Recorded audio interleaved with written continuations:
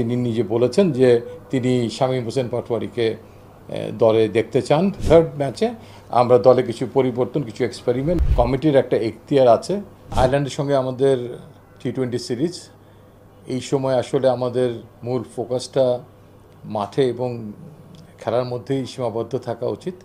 তারপরেও আমাদের দলনায়ক লিটন দাসের আজকে করা একটি প্রেস মিটের ফলশ্রুতিতেই দু একটি কথা না বললেই নয়, সেজন্যই ছোট্ট করে আমি এটা একটু ব্যাখ্যা দেওয়ার চেষ্টা করব।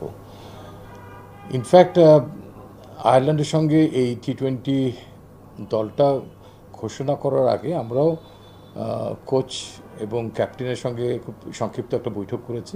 শামীম হোসেন পাটোয়ারির কে নিয়ে দলনায়ক কতটুকু সন্তুষ্ট, তার কি ভাবনা এই আসন্ন স্কোয়াডে শামীমের অবস্থানকে ঘিরে, সেটা জানতে চাইলে ইয়েস, লিটন দাস কুমার তিনি নিজে বলেছেন যে তিনি শামীম হোসেন পাটোয়ারিকে দলে দেখতে চান, রাখতে চান আইরিশ টিমের এগেনস্টে।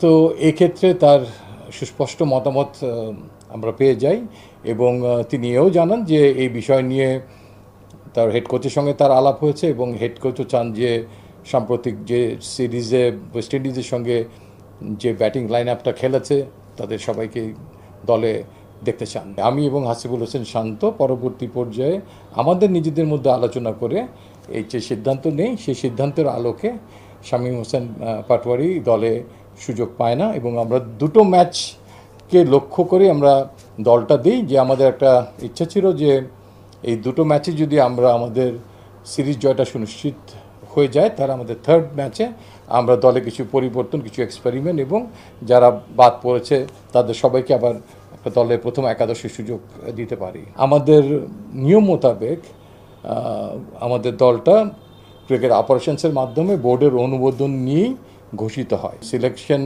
কমিটির একটা এখতিয়ার আছে।